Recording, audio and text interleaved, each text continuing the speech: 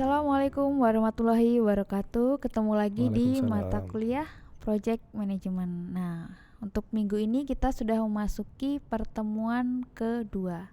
Oke, mungkin langsung saja akan dijelaskan oleh Pak Manda. Oke, terima kasih Bu Wati. Jadi kemarin kita sudah bahas tentang apa Bu? Project ya. Iya, Pengertian pengertiannya. project, kemudian manajemen project itu apa? Iya. Siapa yang bertanggung jawab dalam manajemen project ya? Kualifikasinya seperti apa? Kualifikasi si manajer project itu seperti apa? Dan juga apa? Tanggung jawabnya seperti apa kan? Oke, sama proyek yang berhasil itu yang gimana? Oke, Ya. itu sudah berhubungan dengan project. Nah, yang berikutnya pada pertemuan kali ini kita akan membahas tentang knowledge area atau pengetahuan-pengetahuan yang diperlukan di dalam manajemen proyek. Jadi dalam manajemen proyek ini nggak hanya tentang proyeknya aja. Misalnya kita mau bikin proyek jembatan, ya nggak hanya tentang teknik sipil aja, Bu. Misalnya kita mau bikin proyek tentang aplikasi, katakanlah dulu Gojek ya. Ya nggak hanya cuman orang IT aja dalam situ, tetapi butuh pengetahuan lainnya selain pengetahuan utama.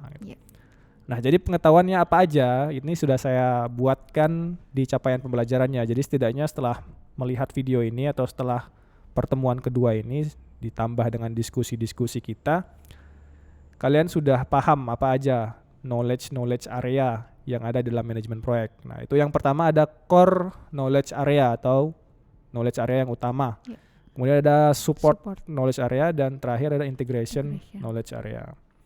Baik, langsung saja masuk di core knowledge area. Dalam core knowledge area ini, itu terbagi menjadi 4. Ada lingkup, ada waktu, ada biaya, dan ada kualitas. Lingkup itu artinya pengetahuan inti yang ada dalam proyek tersebut. Misalnya mau membangun sebuah proyek aplikasi, butuh pengetahuan intinya apa ya, mengenai IT-nya gitu. IT-nya, gimana sih cara mengembangkan softwarenya gitu, atau misalnya proyek jembatan tadi, pengetahuan intinya ya teknik sipilnya, tentang ilmu-ilmu teknik sipilnya. Jadi mereka bisa mengetahui batasan-batasan mana proyek ini gitu. Jadi jangan sampai kebablasan. Iya, jangan sampai terlalu luas. Jangan sampai terlalu luas gitu. Akhirnya menghabiskan waktu untuk menganalisis sesuatu yang seharusnya nggak dianalisis gitu. Menyiapkan sesuatu yang seharusnya nggak disiapkan. Nah itu lingkup. Kemudian ada waktu. Jadi dalam ini masuk sini aja biar lebih jelas ya teman-teman ya. Jadi di proyek di lingkup itu ya, lingkup atau scope management tadi yang seperti saya sampaikan, itu ada prosesnya. Udah masuk kan? Ini lingkup atau scope management ada prosesnya. Proses yang pertama itu planning tentunya, merencanakan apa yang direncanakan. Tentunya hal-hal yang semuanya berhubungan dengan proyek karena dia yang paling paham dengan proyek tersebut. Jadi dia rencanakan apa aja sih yang harus dilakukan, kemudian membreakdown tugas-tugasnya itu ngapain aja nanti, nah itu di plan. Kemudian collect requirement, kebutuhan apa aja sih, misalnya mau bikin jembatan, apa aja yang dibutuhkan untuk bikin jembatan gitu. Dia harus tahu. Kemudian define, mendefinisikan projectnya ini, nanti outputnya itu seperti apa, kualitasnya mau bagaimana, itu define. Kemudian create WBS. WBS ini adalah breakdown tugas-tugas yang sudah dibagi menjadi kecil-kecil, didetailkan, dirincikan gitu sehingga orang gampang untuk dikasih tugasnya. Kemudian berikutnya validasi atau mendapatkan persetujuan secara formal karena kan nggak hanya dia sendiri nih di dalam manajemen proyek ya kan. Dia harus ada persetujuan sama pihak lain atau stakeholder sama yang sudah kita bahas di pertemuan sebelumnya kan ada stakeholder. Nah itu ada persetujuan juga dari stakeholder dan terakhir adalah kontrol. Bagaimana kita monitoring kemudian controlling terhadap proses manajemen proyek ini. Itu lingkup. Kemudian ada waktu. Waktu juga sudah sedikit dibahas di pertemuan sebelumnya bahwa ini hubungannya dengan estimasi kapan sih selesainya, kapan sih kita mulai, ada timeline-nya dan juga ada deadline-nya gitu. Itu adalah waktu. Prosesnya apa? Tentunya kita rencanakan, kemudian kita definisikan. Sequence. Nah, sequences itu maksudnya kita bikin misalnya kerjaan pertama itu dari tanggal berapa sampai tanggal berapa. Kerjaan kedua dari tanggal berapa sampai tanggal berapa. Kerjaan ketiga dari tanggal berapa sampai tanggal berapa. Itu namanya sequence, dibagi tahapan-tahapannya. Jadi ada keterkaitannya ya Pak ya?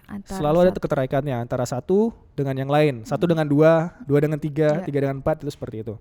Kemudian ada estimate resource sumber daya atau waktu yang dibutuhkan itu seperti apa atau berapa lama. Kemudian estimate durationnya juga berapa lama waktunya. Kalau resource ini tadi awalnya sumber dayanya ya, apa aja yang dibutuhkan ya. Kalau duration ini nanti waktunya Lebih berapa ke lama waktunya. dibutuhkan. Kemudian develop schedule, penjadwalan harus jelas tentunya. Kemudian terakhir control schedule-nya, dimonitor terus kerjaannya ini. Jadi nggak boleh ada yang sampai lewatin deadline gitu. Iya. Berikutnya adalah biaya. Jadi kalau dalam manajemen proyek tentunya gak luput dari yang namanya biaya ya. Kita mau membuat sesuatu itu pasti butuh biayanya kan Bu. Nah biaya ini perlu dianggarkan, gak hanya asal tebak aja. Oh bikin jembatan kira-kira 1 triliun lah, gak bisa. Saya mau bikin sebuah aplikasi seperti Bukalapak misalnya, kira-kira biayanya 100 juta lah, nggak bisa. Kita harus benar-benar membreakdown dulu apa sih yang dibutuhkan gitu. Nah caranya pertama kita harus planning dulu, merencanakan dulu kriterianya apa, kira-kira kalau berubah di tengah jalan itu bagaimana, ada tambahan biaya atau tidak, prosedurnya bagaimana. Baru setelah itu kita estimasikan biayanya berapa, costnya berapa, baru determine budgetnya. Terakhir kontrol. Jangan sampai kita sudah menganggarkan uangnya dipakai itu nggak kita kontrol kan, akhirnya apa, nggak cukup karena banyak bocornya misalnya gitu, terjadi kebocoran dalam proses manajemen, dalam proses proyeknya itu. Lanjut kualitas, ini masih hubungan di core. Jadi dalam knowledge area yang berhubungan dengan kualitas, tentunya orang yang ada di dalamnya, orang inti yang paling tahu terhadap proyek tersebut itu harus tahu kualitas. Dia harus mampu mendefinisikan kualitas yang baik itu bagaimana sih gitu. Misalnya saya adalah seorang yang ahli di bidang teknik sipil, ya saya harus tahu dong kualitas jembatan yang baik itu seperti apa. Saya yang ahli di bidang IT, saya harus tahu dong bagaimana kualitas aplikasi yang baik itu seperti apa. Nah itu harus tahu kualitas. Prosesnya ya mulai dari plan sama kemudian perform quality assurance dan juga quality control. Oke, itu 4 poin dari core knowledge area. Masuk kita ke support knowledge area. Jadi ada yang inti, pengetahuan inti atau yang perlu kita pahami yang paling utama. Sekarang kita perlu pahami tapi ini dukungan untuk dalam proyek ini penting juga tapi bukan yang paling utama. Ada yang di situ SDM. Dalam proyek tentu ada tenaga kerja kan. Kita butuh yang namanya tenaga kerja. Makanya kita perlu namanya pemahaman tentang bagaimana mengelola SDM. Prosesnya di dalam manajemen proyek tentunya pertama plan HR management dulu. Kita merencanakan dulu, identifikasi kualifikasinya itu bagaimana. Kira-kira kalau butuh tukang ataupun butuh developer itu yang seperti apa? Apakah lulusan S1 ataukah lulusan SMA, SMK saja cukup gitu. Kemudian kita juga harus tahu jumlahnya berapa. Ini proyeknya besar atau proyek kecil, apakah proyek yang butuh orang banyak ataukah cukup dengan 5 orang gitu. Itu harus jelas, harus didefinisikan. Itu tugasnya knowledge area SDM. Kemudian ada acquire project team, ya nyari orangnya. Setelah kita rencanakan apa aja kebutuhan sumber daya manusia, kita cari orangnya, kemudian kita develop project team, kita bikin timnya, dan terakhir kita manage, kita kelola timnya. Gitu. Jadi jangan sampai dia keluar dari batasan kerjaannya gitu. Selanjutnya komunikasi. Jadi yang pertama ada SDM, yang kedua yaitu komunikasi. Nah, komunikasi ini penting juga. Jadi yang namanya manusia dalam project ataupun bukan project itu tentu butuh yang namanya komunikasi kan, Bu. Nah, kalau dalam proyek prosesnya bagaimana? Yang pertama dia merencanakan. Ingat, ini adalah manajemen proyek. Jadi kita berawal dengan planning ya. Semuanya harus terplanning dengan baik gitu. Mau merencanakan keuangan, merencanakan sumber daya manusia, komunikasi pun harus direncanakan. Komunikasinya mau menggunakan apa? Komunikasinya bagaimana itu harus direncanakan dari awal. Kemudian yang kedua, manage communication, harus dikelola komunikasi dengan baik. Jangan sampai ada yang miskomunikasi atau misunderstanding dari apa yang disampaikan, pendelegasian tugasnya tidak sampai. Nah, itu sangat penting yang namanya komunikasi. Terakhir, kontrol komunikasi. Nah, selanjutnya nih ke resikonya. Resiko, masuk ke resiko. Jadi penting dalam manajemen proyek untuk memplanning antisipasi terhadap sebuah resiko gitu. Jadi nggak ada namanya proyek yang berjalan mulus-mulus aja. Pasti ada resiko di tengah jalan gitu. Apa aja? Makanya perlu direncanakan gitu. Apa saja persiapannya. Yang pertama ada planning, kemudian ada identifikasi resikonya bakalan apa aja sih kalau saya misalnya mau bikin jembatan atau kalau mau bikin sebuah aplikasi Bukalapak resikonya kira-kira apa nanti. Oh, kira-kira kalau bikin aplikasi Bukalapak resikonya nanti pasar udah berubah, nggak lagi pakai e-commerce misalnya, pakai teknologi lain. Itu resiko juga itu. Itu perlu diidentifikasi. Kemudian ada yang namanya kualitatif risk analysis. Kita analisis dulu kemungkinan resiko yang paling dekat dengan kita. Baru setelah itu kita jabarkan menjadi sesuatu yang berupa angka kuantitatif. Nah, itu namanya quantitative risk. Lanjut dengan plan risk progress. Kalau sudah kita jabarkan resiko-resikonya, kita harus merencanakan lagi bagaimana cara mengantisipasinya gitu. Terakhir baru kita kontrol. Nah, masuk ke pengadaan. Tentunya setiap project itu perlu yang namanya pengadaan. Nggak mungkin dong bikin project nggak ada pengadaan. Bahkan sebuah project IT pun yang notabene kita tuh nggak bisa ngelihat barangnya, wujudnya, itu tetap ada pengadaannya kok, pengadaannya. Bahkan kita butuh server di situ, ada servernya, komputernya juga, laptopnya bagi si developernya, development timnya itu. Nah, itu pengadaan. Prosesnya pertama kita harus memplanning, merencanakan apa aja yang dibutuhkan, kemudian melakukan pengadaannya, dilanjutkan dengan kontrol pengadaannya, mana sih yang perlu diservis. Kapan sih barang ini masa pakainya berapa lama sih, kapan harus beli baru lagi, kapan harus menjual gitu.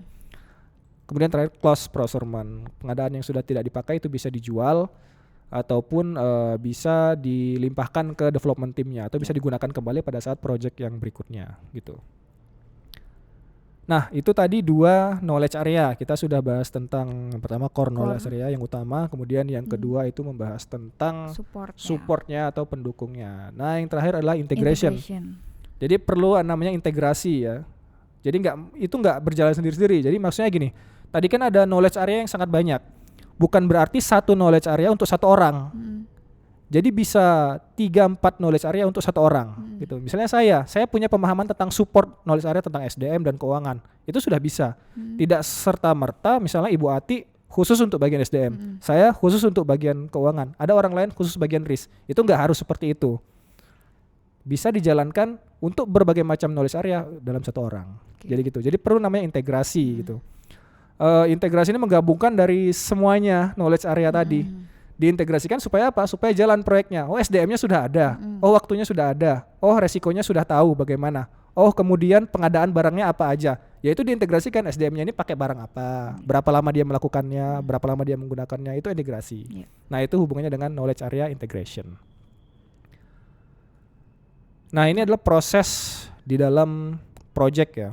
Jadi dari inisiasi, planning, eksekusi, monitoring dan terakhir closing. Nah, knowledge area itu nggak semuanya dipakai gitu, nggak dari inisiasi sampai closing semuanya dipakai. Ada knowledge area tertentu yang hanya di bagian planning dan eksekusi aja. Ada knowledge area yang cuman planning aja, malah kayak scope management dia cuman planning aja kan. Kemudian ada knowledge area yang semuanya kayak integration kan, perlu namanya integrasi di setiap masing-masing fase di dalam manajemen proyek itu, mulai dari inisiasi sampai dengan closing. Nah, ini teman-teman bisa lihat lagi bagian-bagian mana saja yang membutuhkan fase-fase tersebut, di mana knowledge area tersebut terlibat gitu kan. Nah, ini ada project charter. Project charter ini hubungannya sama integration management. Kita bisa lihat di knowledge area integration management inisiasi. Ada namanya membuat project charter. Project charter itu wujudnya seperti ini. Ada project, nama projectnya, kemudian ada bisnisnya seperti apa, kasusnya seperti apa yang mau kita pecahkan masalahnya.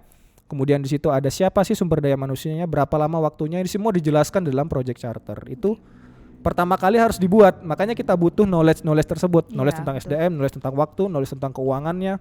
Kita harus butuh karena kita harus membuat project charter yang mana itu akan merepresentasikan project kita ke depan itu seperti apa. Ini adalah contoh dari project charter. Tapi tidak saklek ya. Maksudnya itu nggak saklek. Projectnya harus sebelah kiri atas. Kemudian area fokus harus kanan atas. Date-nya harus tengah-tengah antara project dan area fokusnya. Nggak harus saklek seperti ini. Itu bisa disesuaikan lagi. Bisa sesuaikan dengan kondisinya, kebutuhannya seperti apa gitu. Oke, saya kira tentang knowledge area cukup Bu Ati. Saya kembalikan ke Ibu Ati. Iya. Mungkin ini sedikit mengulas ya, bahwa kalau misalnya di pertemuan kedua lebih fokus ke knowledge area. Iya, Nah, knowledge betul. area itu tadi ada 3. Yang pertama itu ada core atau inti yang harus kita ketahui dalam manajemen proyek itu apa. Iya, Lalu yang kedua itu ada support knowledge-nya, iya. dan yang ketiga itu integration-nya atau hubungan dari Dari semua kesemua. knowledge area tadi Betul. gitu. Nah, ini sudah memasuki kayak udah intinya dari si Dari manajemen manajemen proyek. proyeknya gitu. Mungkin teman-teman di sini masih banyak yang bingung, tapi nggak masalah, nanti kita bisa diskusikan Diskusikan di di Discord. Discord Hmm. tadi gitu. Oke, cukup sekian dari pemaparan materi dari saya dan Pak Manda. Sekian dari kami. Wassalamualaikum warahmatullahi wabarakatuh. Waalaikumsalam warahmatullahi wabarakatuh.